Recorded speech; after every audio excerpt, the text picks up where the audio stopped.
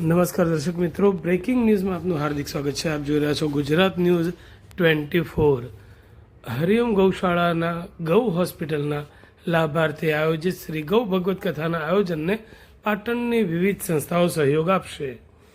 પાટણ શહેરની સેવાકીય સંસ્થાઓના પ્રતિનિધિઓની હરિઓમ ગૌશાળા અને શ્રી ગૌ હોસ્પિટલના લાભાર્થે આયોજિત ગૌકથા ભાગવતમાં સહયોગી બનવા શુક્રવારે રાત્રે શહેરની શ્રી ધરાજ ક્રેડિટ સોસાયટીના હોલમાં સંયુક્ત બેઠક યોજાઈ હતી।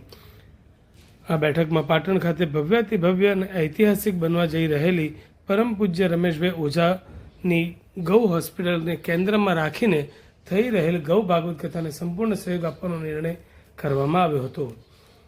બેઠકમાં ઉપસ્થિત એક્ટિવ ગ્રુપના સ્થાપક અને પ્રમુખ અને જાણીતા બિલ્ડર દિલીપભાઈ પટેલ દ્વારા ₹31,000, ફતેહસિંહ પુસ્તકાલય દ્વારા ₹35,000, રામ રહીમ સંસ્થાના યતીનભાઈ ગાંધી દ્વારા ₹51,000, પાટણ ઝવેરી બજારના પૂર્વ પ્રમુખ ભાર્ગવભાઈ ચોકસી દ્વારા ₹21,000, પાટણ શહેર ભાજપ પૂર્વ પ્રમુખ કિશોરભાઈ મહેશ્વરી તરફથી ₹21,000, નૈતિકભાઈ પટેલ તરફથી ₹11,000નો ફાળો જાહેર કરવામાં આવ્યો હતો।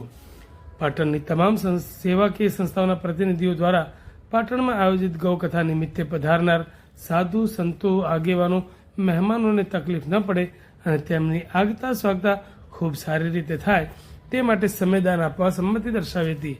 આ બેઠકમાં ગૌ ભાગવત કથાના છેલ્લા 6 મહિનાથી ચાલી રહેલી તૈયારીઓની માહિતી આપતા બેઠકમાં ઉપસ્થિત ભીખાભાઈ પટેલ અને વિનોદભાઈ જોશીએ જણાવ્યું હતું કે ગુજરાતમાં સૌ પ્રથમવાર સુરભી યજ્ઞ થવા જઈ રહ્યો છે, જેમાં યજ્ઞ દરમિયાન 108 ગાયોની પૂજા અર્ચના થશે।